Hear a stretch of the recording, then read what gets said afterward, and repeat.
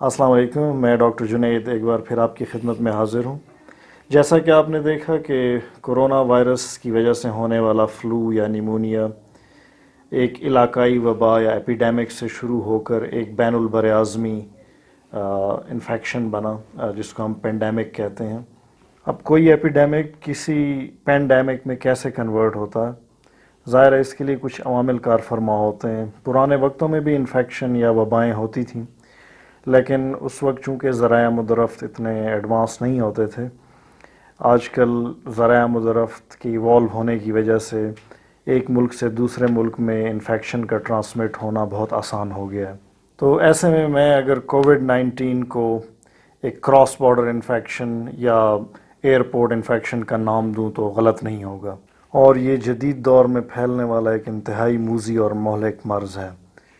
ایسے میں اللہ پاک سے دعا ہے کہ وہ پورے عالم انسانیت کو اس موذی مرض سے نجات دے۔ کرونا وائرس کے سلسلے میں کچھ اہم سوالات کچھ عرصے سے گردش میں ہیں۔ آج میں ان سوالوں کے جوابات جدید تحقیق کی روشنی میں دینے کی کوشش کروں گا۔ اس سلسلے میں پہلا سوال جو تقریباً ہر شخص پوچھنا چاہتا ہے کہ یہ وائرس جسم سے باہر کتنی دیر تک زندہ رہ سکتا ہے؟ اس سوال کا جواب شاید سوشل میڈیا کے ذریعے کسی نہ کسی حد تک آپ تک پہنچ چکا ہو، لیکن آج ہم اسی سوال کا تفصیلی جائزہ لیں گے اور اس کے سائنسی پہلو ڈسکس کریں گے۔ دوسرا سوال کہ یہ بیماری اتنی متعدی کیوں ہے، اتنی ہائیلی کمیونیکیبل کیوں ہے، اور مطلب یہ دوسروں کو اتنی آسانی سے کیسے لگ جاتی ہے۔ ایک اور سوال جو کہ شاید جس کا تعلق ٹراپیکل کنٹریز سے ہے، جیسے پاکستان اور انڈیا، یہ لوگ یہ جاننا چاہتے ہیں کہ کیا گرمی بڑھنے سے یہ وائرس مر جائے گا یا اس پہ کوئی اثر نہیں ہوگا۔ تو آج ہم اس کے بارے میں بھی تھوڑی سی ڈسکشن کریں گے۔ تو آئیے شروع کرتے ہیں۔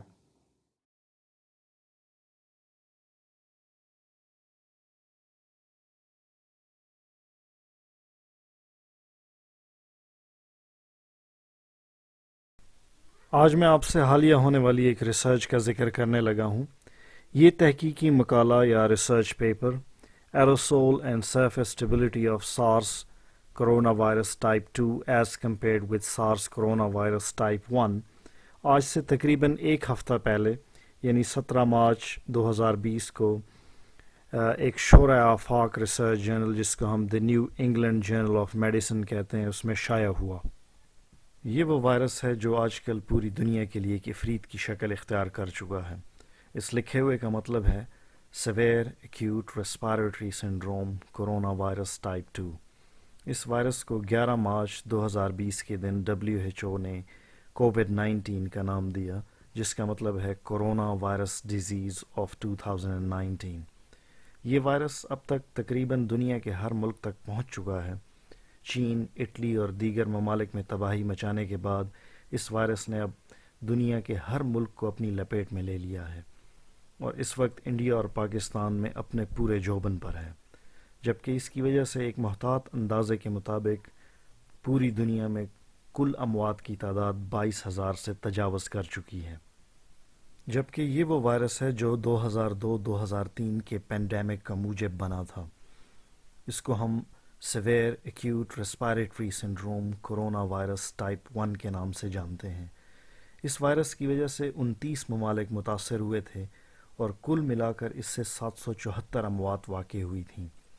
پاکستان میں اس کا کوئی کیس رپورٹ نہیں ہوا تھا، جبکہ انڈیا میں اس کے محض 3 کیس سامنے آئے تھے۔ ان 3 میں سے کسی کی بھی موت واقع نہیں ہوئی تھی۔ اس وقت کی ریسرچ کے مطابق پتہ چلا تھا کہ severe acute respiratory syndrome corona virus type 1 یا سارس انسانی جسم سے باہر بھی زندہ رہ سکتا ہے۔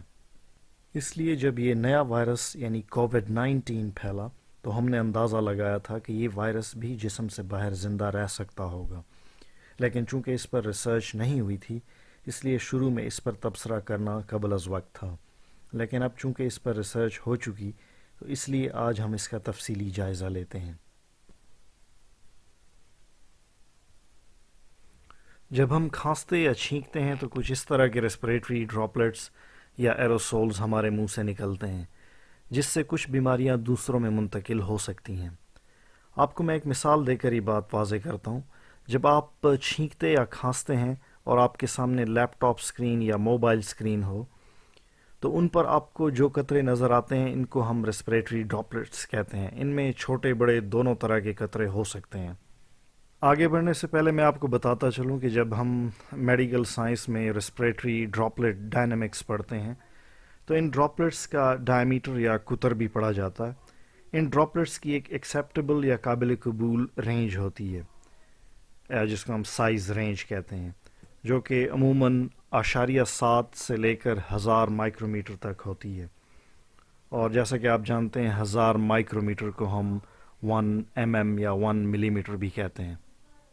آئیے اب ریسرچ کی بات کرتے ہیں جس میں ریسرچرز کی ٹیم نے ان دونوں وائرسز یعنی نئے اور پرانے کو مختلف سطحوں یا سرفیسز کے اوپر ایک مصنوعی مشین کے ذریعے اسپرے کیا اور 5 مائکرومیٹر سے کم سائز کے ایروسول پروڈیوس کیے گئے.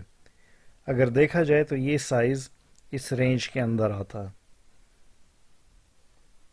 ٹیکنیکلی اگر دیکھا جائے تو ڈراپلیٹس بڑے سائز کے ہوتے ہیں جبکہ ایروسولز چھوٹی سائز یا چھوٹے ڈائمیٹر کے کہلاتے ہیں جو ہوا میں کافی دیر تک تیرتے رہتے ہیں.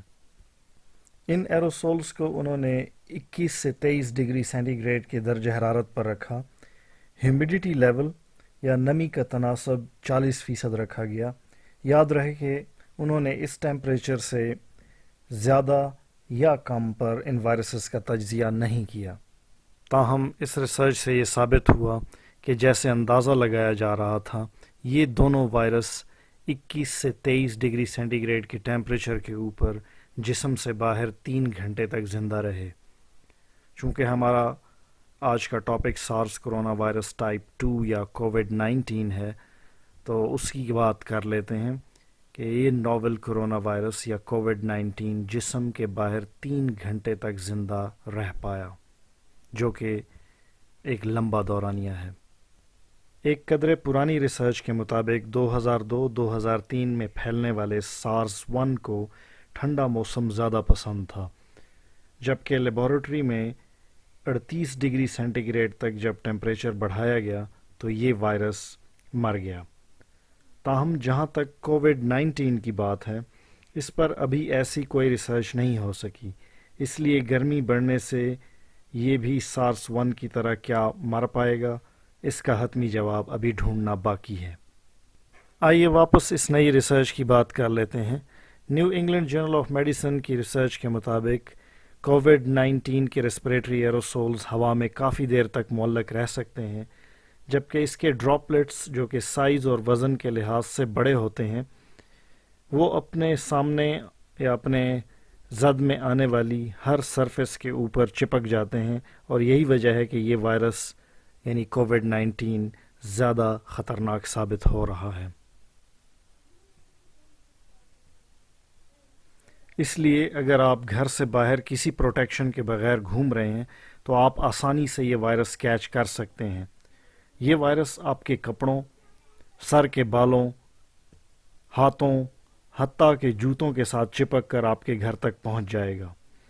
خریداری کرتے وقت کرنسی نوٹ کو چھونے سے پہلے آپ کے ہاتھ میں دستانے ہونا لازمی ہے.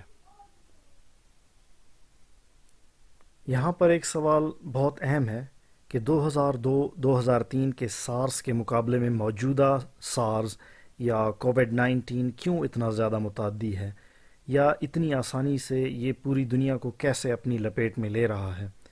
تو اس ریسرچ پیپر میں اس بات کو بھی ڈسکس کیا گیا اور جواب دینے کی کوشش کی گئی ہے. کووڈ-19 کی جارحانہ بکھیر یا اسپریڈ کے بارے میں لکھتے ہوئے یہ بتایا گیا کہ چونکہ یہ وائرس انسان کے اپر اور لوور ریسپریٹری ٹریک دونوں میں رہتا ہے، یعنی پھیپھڑوں اور منہ اور حلق کے قریب رہتا ہے، جس کی وجہ سے چھینکنے یا کھانسنے والا شخص بہت آسانی سے اس وائرس کو باہر ہوا میں منتقل کر دیتا ہے. آپ نے سنا ہوگا کہ وہ مریض جن میں ابھی علامات بھی ظاہر نہ ہوئی ہوں وہ بھی یہ وائرس پھیلا رہے ہیں، جس کا جواب شاید یہی ہے کہ یہ وائرس حلق کے اندر بیٹھا رہتا ہے اور چھینکنے یا کھانسنے سے فوراً باہر آ جاتا ہے، جبکہ پرانے سارس میں ایسا نہیں تھا اور یہ انفیکشن عموماً پھیپھڑوں میں رہتا تھا یعنی یہ جرثومہ پھیپھڑوں کے اندر اپنا گھر بناتا تھا. اس لیے یہ پرانا سارز چھینکنے یا کھانسنے سے اتنی آسانی سے باہر نہیں آتا تھا اور اسی وجہ سے اس سے کم لوگ متاثر ہوئے تھے. آخر میں ہم چند مزید حقائق سے پردہ اٹھاتے ہیں جو کہ اسی ریسرچ ٹیم کی کاوشوں سے دنیا کو پتہ چلے، اور وہ یہ کہ یہ وائرس پلاسٹک پر 72 گھنٹے تک زندہ رہ سکتا ہے، سٹین لیس اسٹیل پر بھی 72 گھنٹے، کارڈ بورڈ پر 24 گھنٹے، جبکہ کاپر پر 4 گھنٹے تک. اس لیے یہ وائرس کسی دکان کے کاؤنٹر پر جو عموماً پلاسٹک یا اسٹیل سے بنے ہوتے ہیں 72 گھنٹے تک زندہ حالت میں چپکا رہ سکتا ہے اور اس طرح دوسروں کو آسانی سے متاثر کرتا رہتا ہے. آج کل بہت سی اشیاء پلاسٹک سے بنی ہیں، باتھ روم کے لوٹے سے لے کر موبائل فون تک سب پلاسٹک سے بنے ہوتے ہیں، اور ان پر اس وائرس کی موجودگی لمبے ٹائم تک رہے گی اور اس طرح انفیکشن پھیلتا رہے گا. گھر کی ڈور بیل اور ڈور ہینڈل سے لے کر آپ کا ڈیبٹ کارڈ، لیپ ٹاپ یا آفس میں پڑا ڈیسک ٹاپ کمپیوٹر، کی بورڈ اور ماؤس سب خطرے سے خالی نہیں. اس لیے ان تمام سرفیسز کو استعمال سے پہلے اور استعمال کے بعد ڈس انفیکٹ کریں. میڈیکل زبان میں ایسی تمام اشیاء جن سے انفیکشن پھیل سکے ان کو فومائٹس کہا جاتا ہے. کسی جرثومے کی نوزوکومیل سپریڈ یا اسپتالی پھیلاؤ کا مطلب ہے اسپتال کے انوائرمنٹ میں کسی انفیکشن کا پھیلنا. کووڈ-19 کے بارے میں جو خصوصیات میں نے بتائی ہیں ان کی روشنی میں آپ کو چھوٹی موٹی بیماریوں میں مبتلا مریضوں کو قطعاً ہسپتال کے اندر نہیں لے جانا، کیونکہ ایسی صورت میں وہ نہ صرف کورونا کے مریضوں کی وجہ سے رسک پر ہوں گے بلکہ ڈاکٹرز اور پیرامیڈیکل سٹاف کے ماسک، گاؤن اور دستانوں سے لے کر ان کے ہاتھ میں اٹھائے ہوئے پین اور اسٹیتھو تک سے یہ جراثیم ان کے جسم میں منتقل ہو سکتے ہیں. میں آخر میں چند جملے کہوں گا کہ وائرس ایک ایسا تخریب کار ہے جو آپ کے جسم میں پہنچ کر اپنی نسل بڑھاتا ہے. اس کو ہم اپنی زبان میں اوبلیگیٹ پیراسائٹ کہتے ہیں، یعنی اس کے اندر اپنی کوئی میٹابولک مشینری نہیں ہوتی، اسی وجہ سے یہ اپنے لیے پروٹین نہیں بنا سکتا. یوں وہ انسانی جسم سے باہر مختصر عرصے تک ہی زندہ رہ پاتا ہے. اس کو اپنی افزائش کے لیے کسی میزبان کی ضرورت رہتی ہے. اگر میں یوں کہوں کہ وائرس کا اگر دماغ ہوتا تو وہ کبھی بھی آپ کو مارنے کے بارے میں نہ سوچتا، کیونکہ اگر آپ مر گئے تو اس کی خوراک اور افزائش کا ذریعہ ختم ہو جائے گا.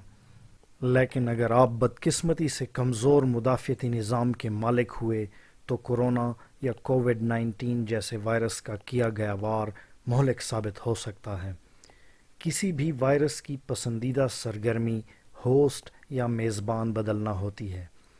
اگر آپ تھوڑا بہت بھی اس سائنس کے بارے میں جانتے ہیں تو آپ کے لیے یہ اندازہ لگانا مشکل نہ ہوگا کہ وائرسز آپ کے جسم میں نقب لگاتے ہیں.